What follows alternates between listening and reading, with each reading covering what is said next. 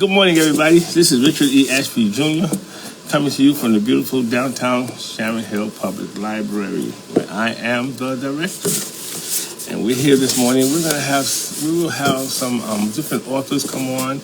We'll be speaking with different authors about their works and their books, talking about how to get your book into the library. Simple. It doesn't cost you anything to get your book put into the library. It doesn't cost you anything to have your book cataloged. That's all free. There's no charge to having a book cataloged. Delaware County Library System, where I work at, does not have a WorldCat subscription. So when I put your book into this library, it's not put into the WorldCat. It's put into the library system, and I want to make that perfectly clear. When you join Literacy Nation, one of the perks of getting your book into the library system is we have the WorldCat subscription. So you don't have to have your book in the WorldCat to get into this library. You don't have to. There's no charge for having your book cataloged. There are some criteria to having your book put in the library. It has to be library ready, has to be edited, has to be reviewed. There are some steps you have to take to get your book put into the library, but once you meet these criteria set forth in the collection and development policy, then we can put your book into the library. So that's what we're doing. So we have some wonderful books here today that we will be. What's up, brother? How are you? Always good to see you. We have some wonderful books that we're sending out today to have cataloged. And let's see who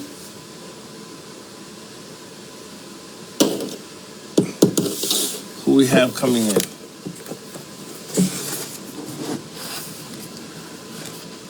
I had an audience of 3.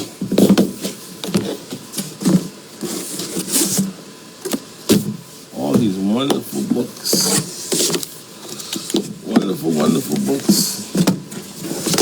we will be sending out.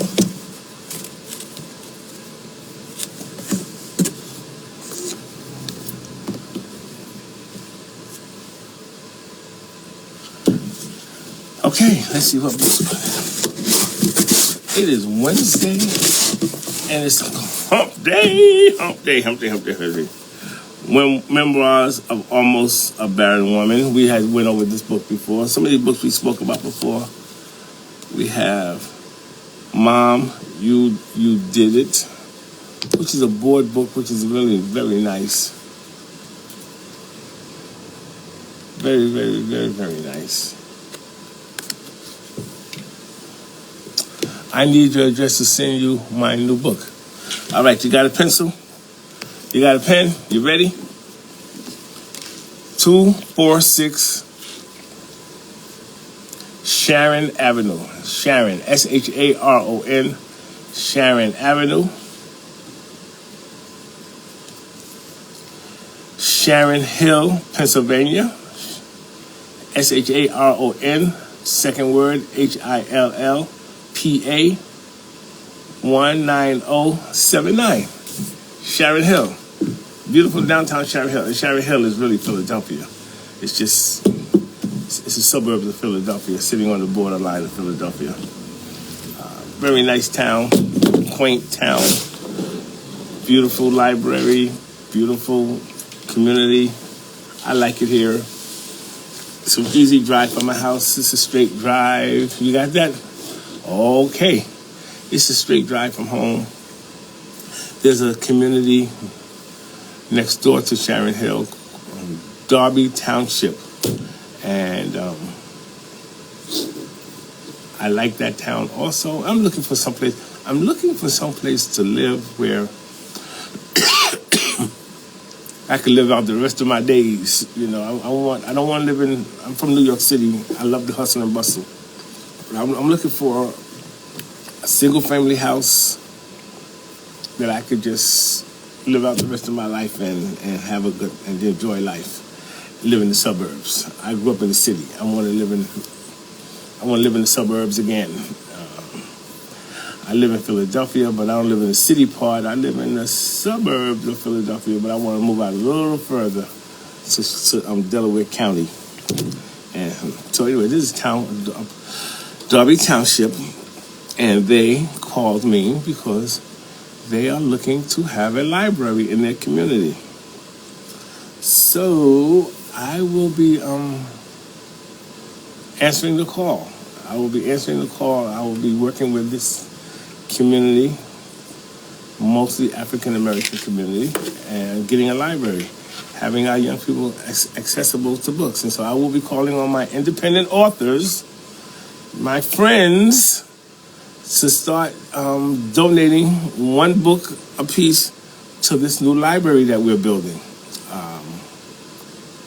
And I know I can count on you, because you can count on me. So I can count on you. And so I will be doing a push in the near weeks, asking independent authors, everybody, to donate one book to this new library that we will be developing. And who is we? We is Literacy Nation and the Pennsylvania Black Librarians Caucus.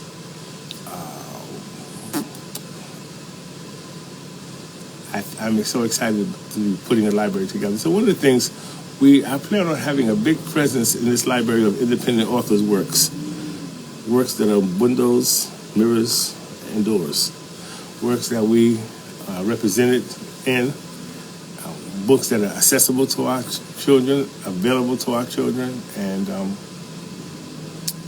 that's the goal. Story time. Hey, how are you? So that's the goal. That's what we're working on. We're working on building a library. And we have the building. We have the building. We have the budget, a very small budget. And we're building a library. And my goal is to get as many independent authors in this works.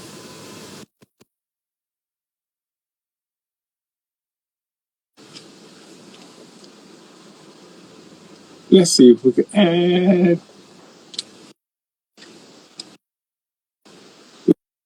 Let's see if we can add you. Hello. Okay, how are you doing, How Mr. Richard? you doing? You had a hard time finding me? Yes, I did, but I got you now. I saw the live, so I was able to come on. It's so nice to meet you. Introduce yourself to the people. Well, I am Lewis YK. I am a children's book author and poet. My children's books are designed to show healthy family relationships, while my poetry books are designed, to assist women who have gone through traumatic trauma experiences. And it shows that there is a light at the end of the tunnel. And yes, please do go through that door. So I'm a woman who was a victim of domestic violence. And my poetry book speaks of my deliverance. Fantastic. Well, congratulations on Thank being you. of the word being a victim and not a victim currently. And No. that's a tremendous that word be is tremendous, and you're in my prayers always, and I'm just so proud of you that you taking the time out to write these books to be able to share this information with other people who may be going through it or may go through it. And that's interesting because that is one of the reasons I do what I do with the independent authors. Because when COVID, I've always been interested in independent authors, but when COVID came around and there was like an explosion of independent authors, and it was black women and men writing about experiences, um, conquests, defeats, and challenges. Excuse me. And they were writing these books, these independent books, and they weren't being put into the library. And my my charge was make these voices heard, give these voices a platform, and that's what I'm doing. And you are a prime example as why I'm doing this. because I said, well, you write this book. Now what? You wrote a book. Now what? It goes on the Right. bed. It goes in the closet. Where does it go? Who? Where is it accessible? And so that's what it is. So what?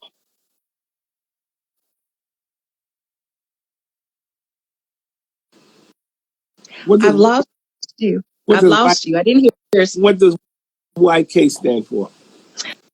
Oh, it's just my name. Okay, It's fantastic. just my name. It's just my name. But actually, I actually prefer to be called Lewis. Really? I do. I respond better to, especially in my professional uh, business, my professional life. I respond more to Lewis. I guess YK is I guess when I use that, it's kind of relaxed and laid back, but I need to exude my strength that the Father has given me, and I prefer uh, the name Lewis, and it sticks and it works for me, and I feel empowered in that. Well, Lewis, that is what I will be using. Thank you. Okay, this is your book. You know what? I can see myself, but I cannot see you. Okay. Well, I'm holding a book up for the audience to see. Okay. First, So so which one is it? Is it the children's book or the poetry book? I'm holding the children's book. All these hands, Okay. the life of Eryn Lee. And when I first saw the book, I was like, that is the most unusual book cover I've ever seen. Thank you. And I showed it to some people. They were like, I love it. Oh my God, look at the book. And it's very catchy. Thank And I like you. what drove, what prompted you to write this book.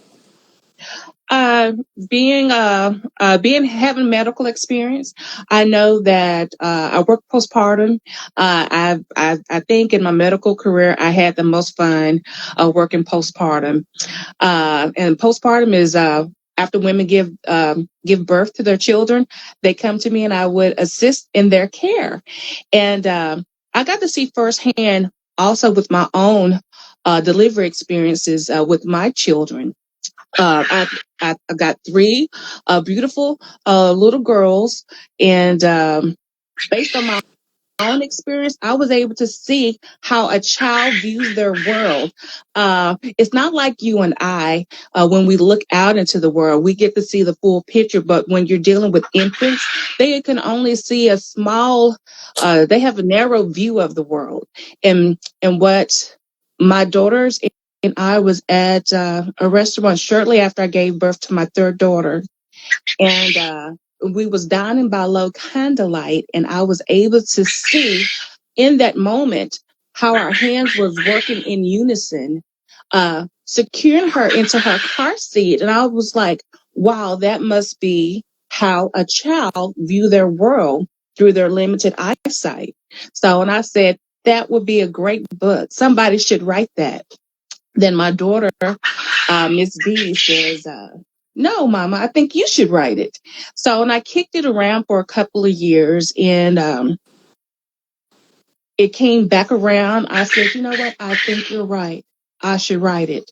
So the book, so I wrote the book. Actually, I wrote 5 children's book, and in the midst of the going through our family ordeal with things being changing, my roles um, being changed within the household, it just seemed right. It seemed like the perfect opportunity for me to get back to my first love, which is writing. I've always written as a child, poetry, short stories. And during that time period, this book really just stood out. All these hands.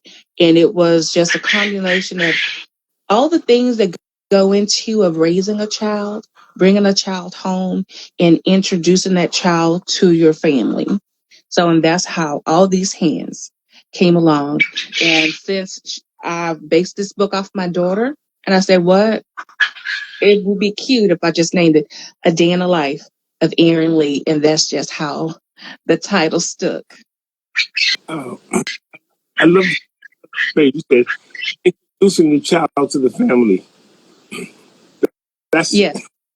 That's real. So they have to It is. meet the child. That's wonderful. And then you spoke about the poetry that you write. Because of your experiences, I'm looking at the book. Nice. Would you like to read a poem, share a poem with us? Yes. Which one? Which, since you've had the book, do you have How about let's start. Let's begin. Who am I? who, who am I? Okay. Who am I? Who am I? Figuring out why I act out. Who am I? I can't feel a thing. Who am I? Stumbling while trying to find a connection to something or someone. Who am I? I keep putting myself in positions that make me uncomfortable. Who am I? Holding on to things in my past as if they were good. And that is the poem, Who Am I? Now, that poem came about is when I had, when my daughters and I actually landed in the shelter. During that period of healing, we were able to see a lot of different things. And at that point, I was questioning myself, who am I? Why do I put myself into these situations? Because I'm a woman who loved her marriage, who adored her husband. But in that same breath, you know, that relationship was actually hurting me physically, emotionally, all the ways that a woman cannot actually put into words. I held that internally because I held those vows that I took, that I spoke before the Father and to my husband and to my family. I hold those vows very sacredly. And when that ideal of marriage started to crumble around me, uh, I started to question who I was or the person I had became, because a lot of things in my marriage I accepted, but as a single woman, I wouldn't dare accept those things. So I started to go through self-hatred. I really hated the person I had became.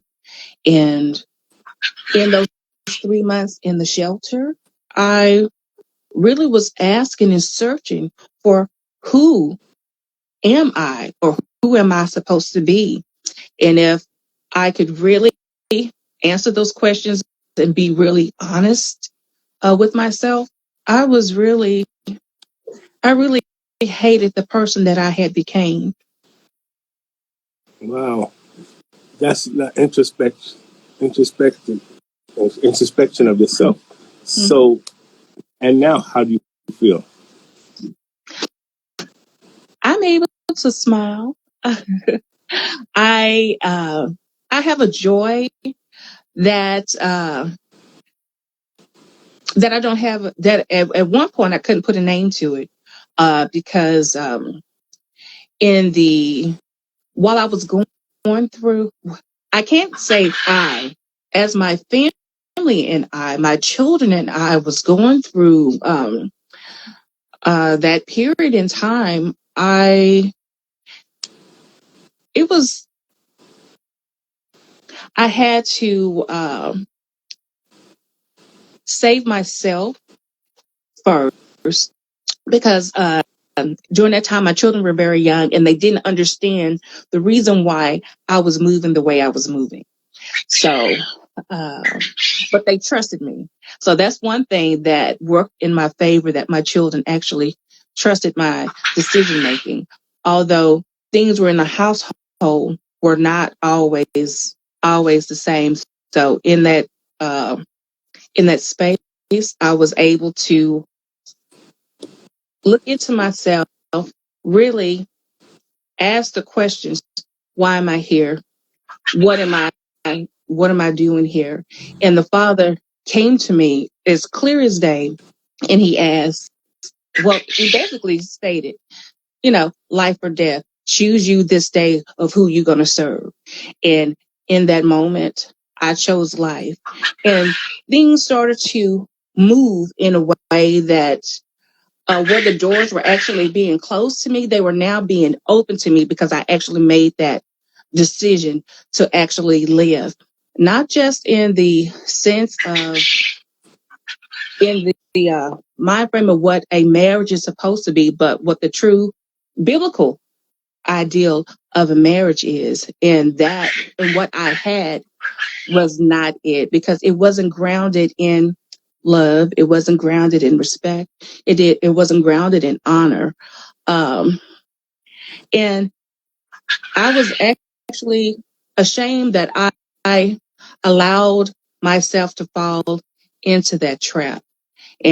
But once I said I do, I was going to fulfill my duties as that wife to that relationship. That's beautiful. That's beautiful. And you said something. You said you had to save yourself first. Yes, And I did. you know when you're told that on the airplane, right? They said when if something, Yes. save yourself first. Put it on. Put that mask on yourself first, because if you're not breathing correctly, you can't help anybody else around you. So you make sure Well, that you're breathing so you can help your children.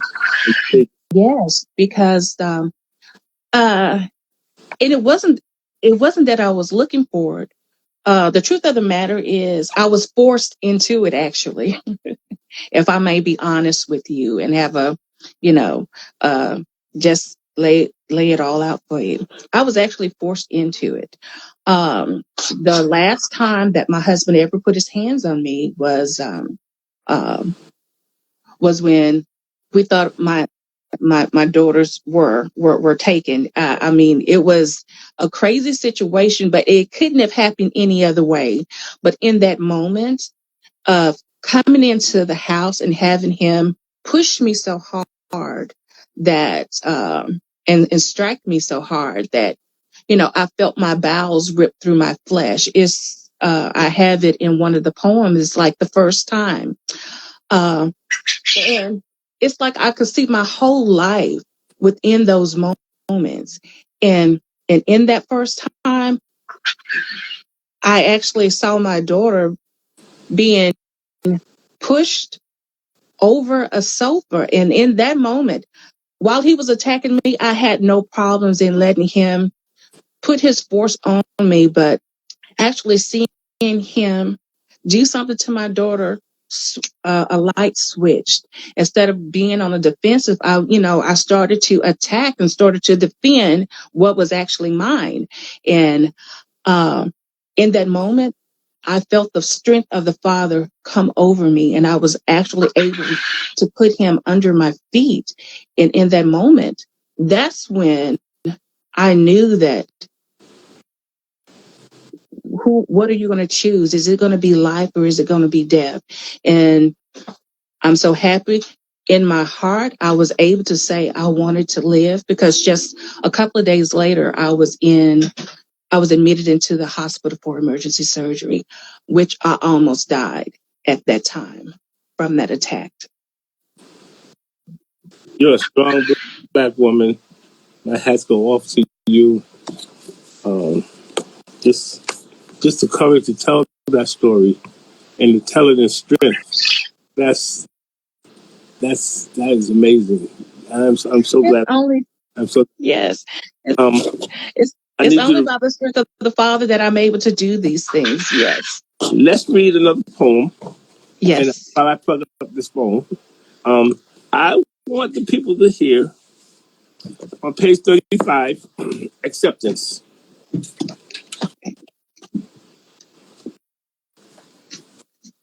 Acceptance.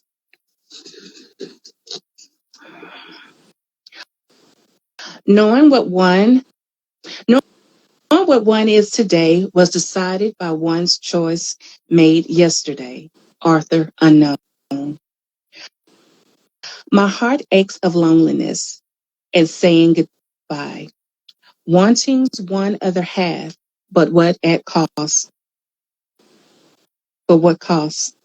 Stolen moments only remind you that they are just that, stolen, unable to return to sender. How can you give love back? Was it ever that? Or a lustful act of an immature heart of a young girl? Still, she felt it today just as she did yesterday. Intimacy as a pen to hand and hand to paper, paper to ink that is handled with care. Every stroke of the hand danced along the pages of this line, feeling the connection of the touch, softly caressing fingertips, gripping the pen as the rod of his body. Back and forward is her hand, with each stroke of the word, and with every letter in every sentence. So carefully, softly touching his face, still, all just stolen moments, unable to erase it because because the ink has stained the paper, unable to forget this, unable to be more than just those moments, realizing that he was never meant to be mine. My breath becomes shallow. My joy is gone. I once said I would give up the past, but I didn't mean him. Fate has her own plans for me. I forgot what I was told in the light when I was in darkness. Darkness is always easily found. This time, I will be obedient and take my father's lead.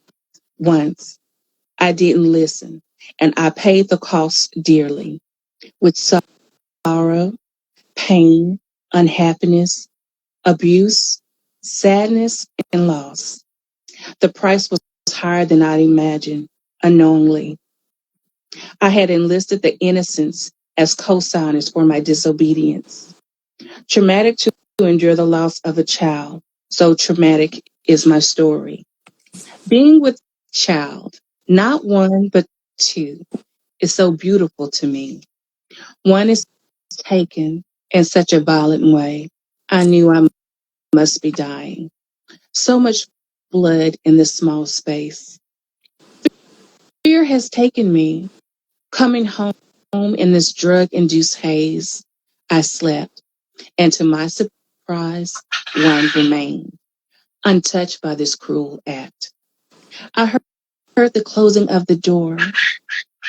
As I was awakened by the sound, I walked into that small space to find that a towel had been unable to breathe, unable to see clearly through so many tears. I hardened my heart with a determination to get through this.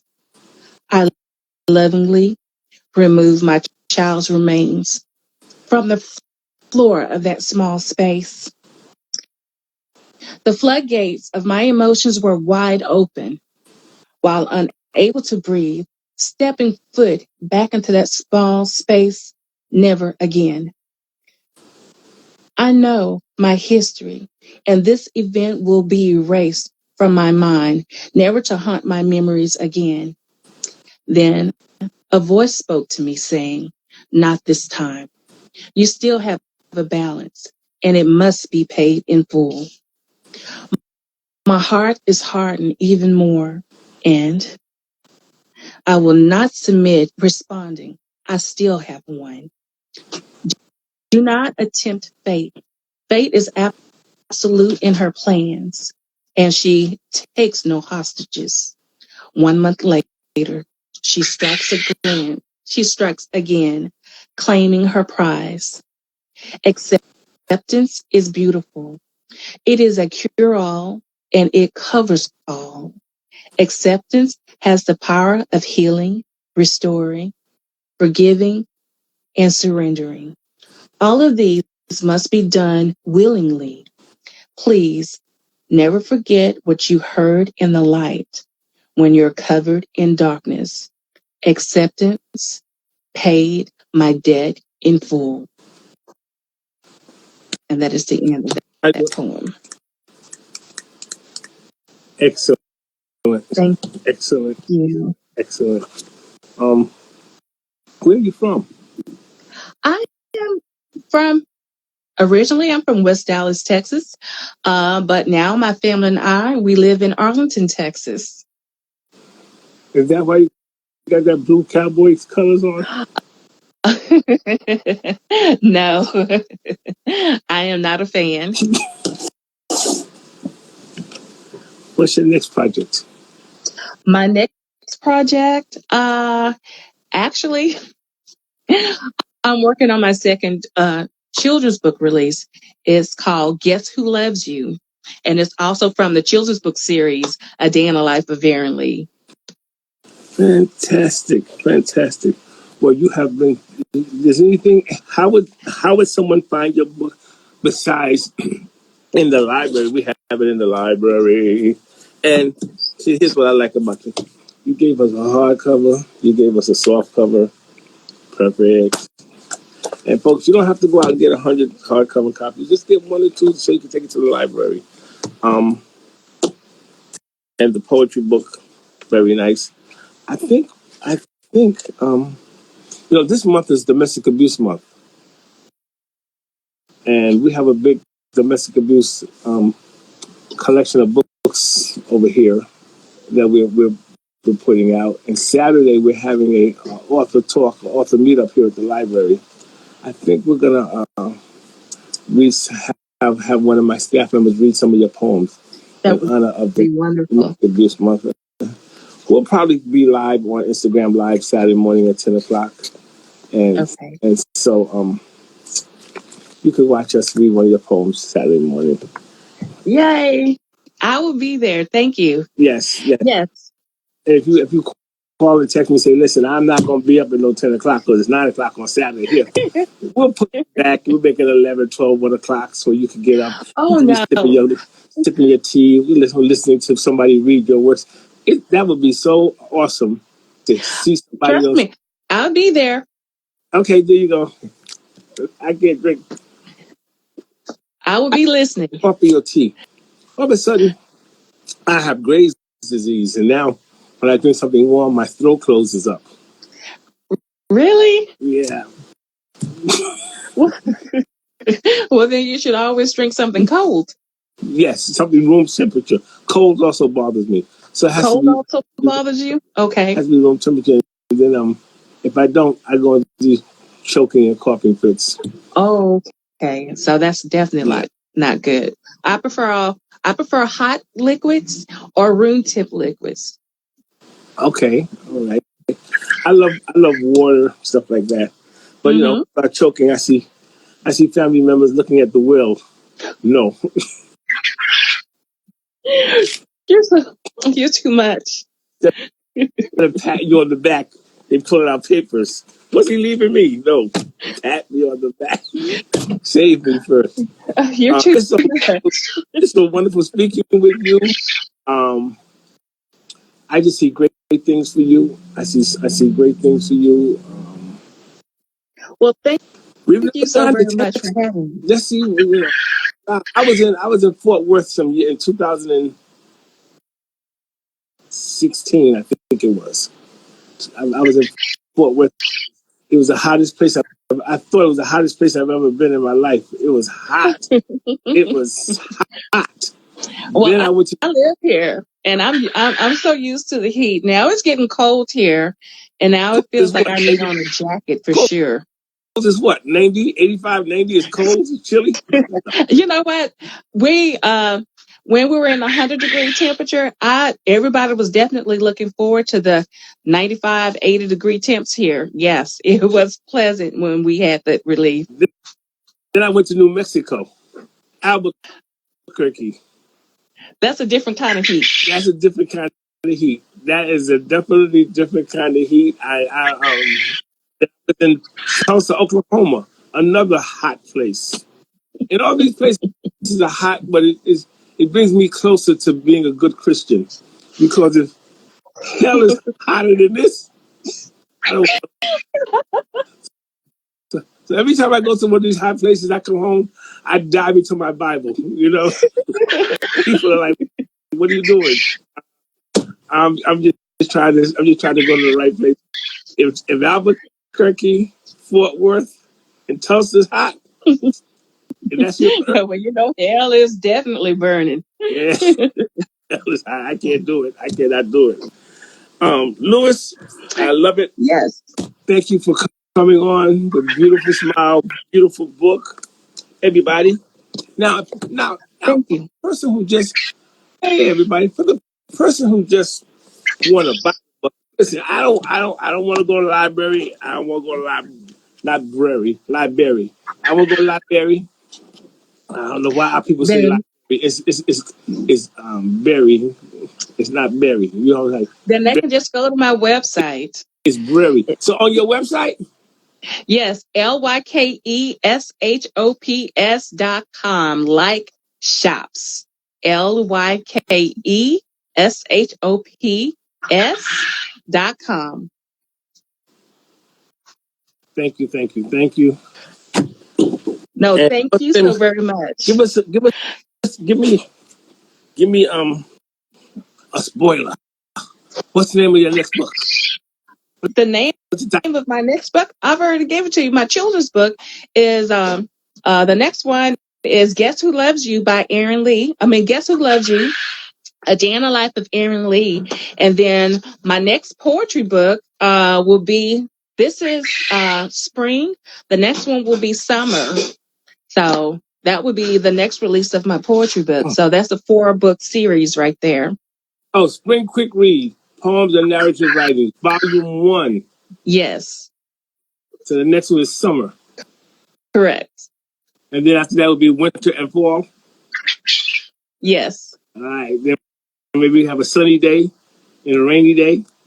that's right. Rainy I day got poems. something for you. Rainy day poems. And that would be nice. I would be expecting my cut from from I'm sure. for the marketing of this book. Rainy day poems. Well, Lewis, these are some fantastic poems. I'm loving them. Well, thank you so very much. It kind of felt like I was kind of rumbling there because there was a lot of information coming into my mind. I was like, okay, so which part of this do I want to tell? So I'm like, it's best, especially on interviews. I think it's always best to be as honest as possible without being mindful of that it's the morning time. So don't want to shock too many people with some of my stories. Yeah. So one of the things you said was rings true for a lot of authors that I've been speaking with is that you lived in a shelter. And I was speaking to another author, I think it was, week for that. She also lived in a shelter. I lived in a shelter. So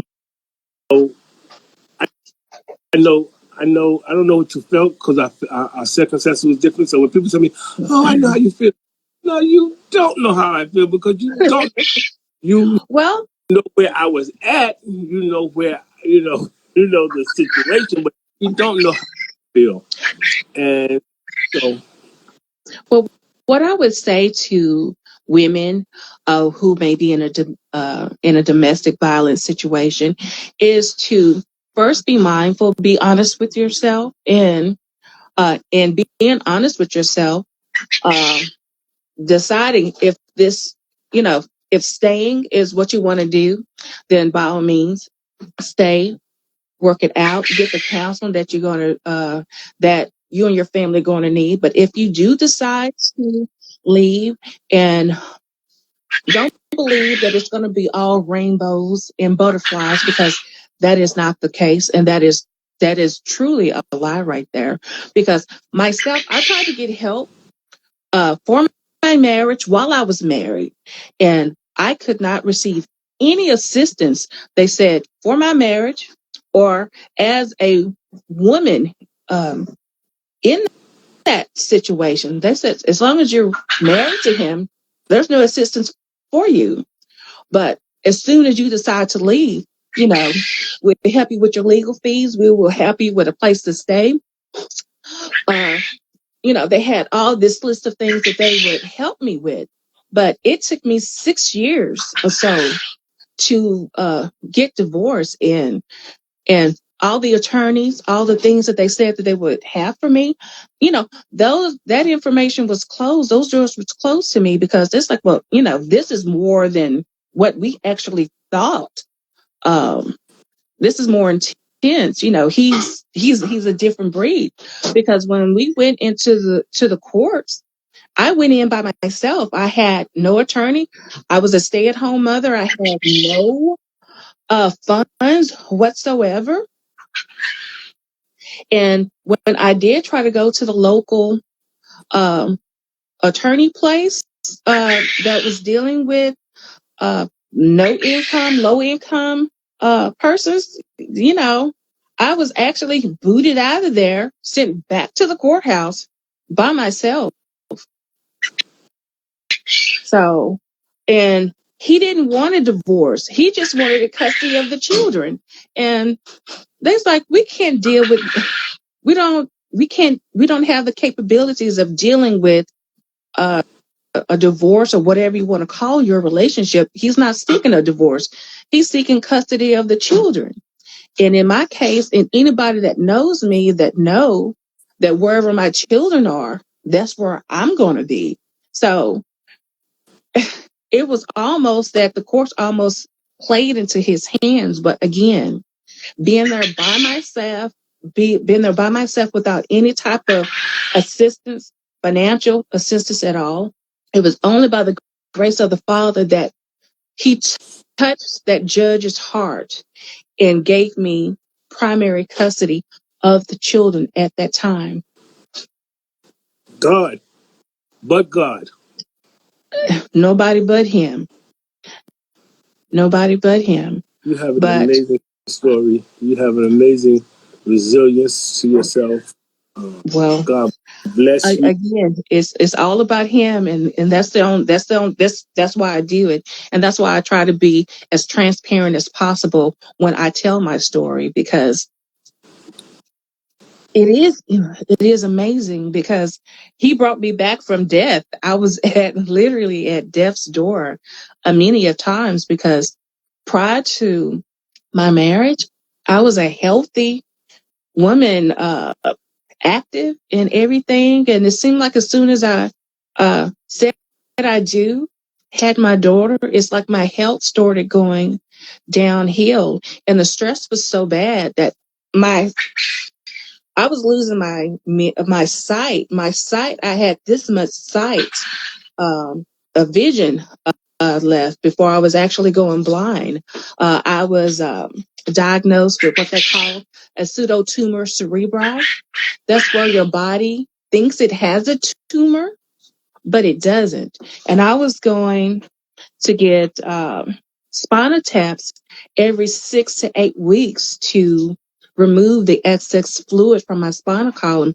So my vision, so I was vision, and my husband at the time. I lost you. I lost you. Louis, you froze. Okay. This has been an amazing story. This young lady is definitely in the hands of God. She definitely is in our prayers. And I'm so glad I have met her. Let me see what's going on here.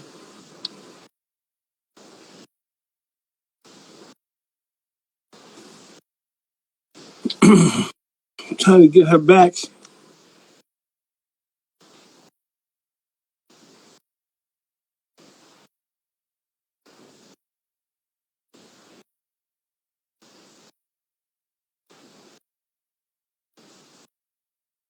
I can't seem to get her back. Oh no, we lost her. Okay, let's see if we can.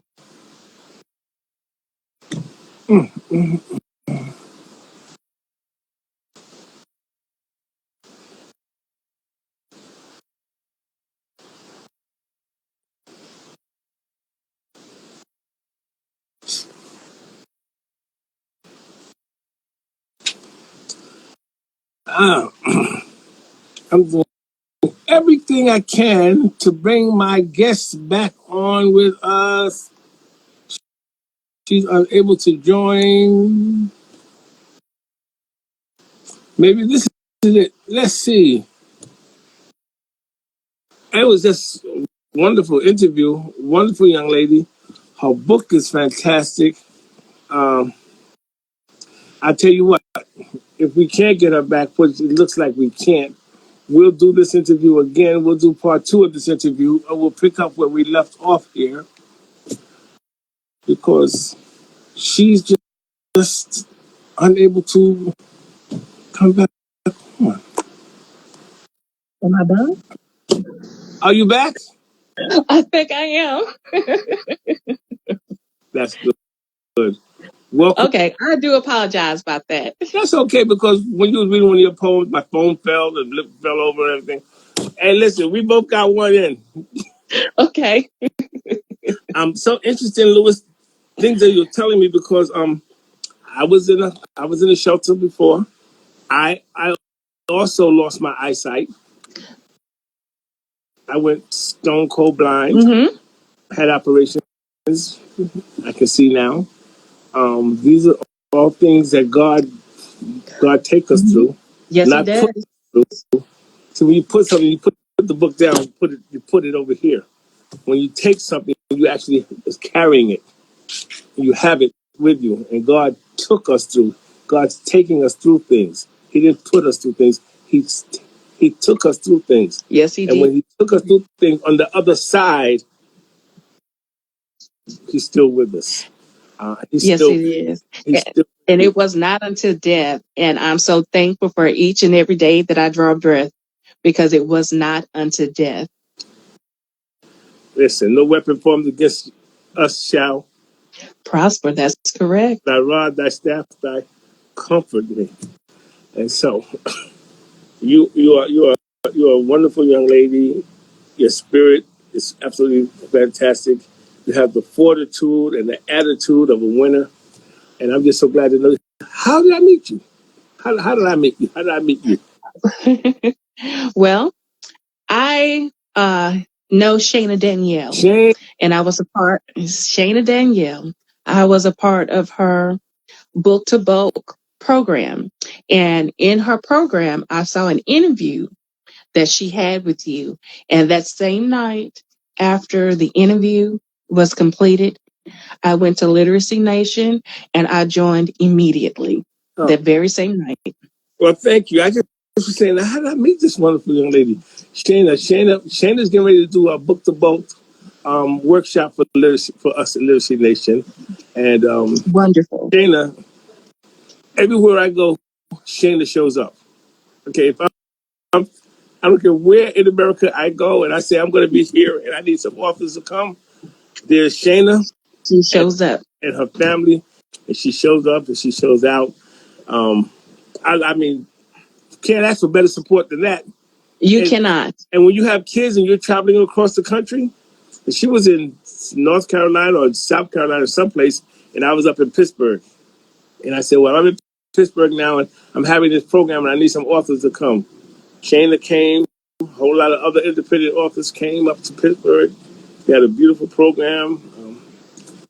That's beautiful. I'm a big fan of Shayna, so she's wonderful. Yes, she's a beautiful woman. Well, thank you for coming on with us this morning. It's truly my pleasure, and thank you for having me. Is there anything you'd like to say before we close out this wonderful interview? Join Literacy Nation. For all independent authors, please join Literacy Nation. Oh, thank you. And remember, follow us, and like us. Thank you so much, my friend, my wonderful. My pleasure. Have a wonderful and blessed day. I will, and you do the same. Thank you all. Bye-bye. Bye-bye.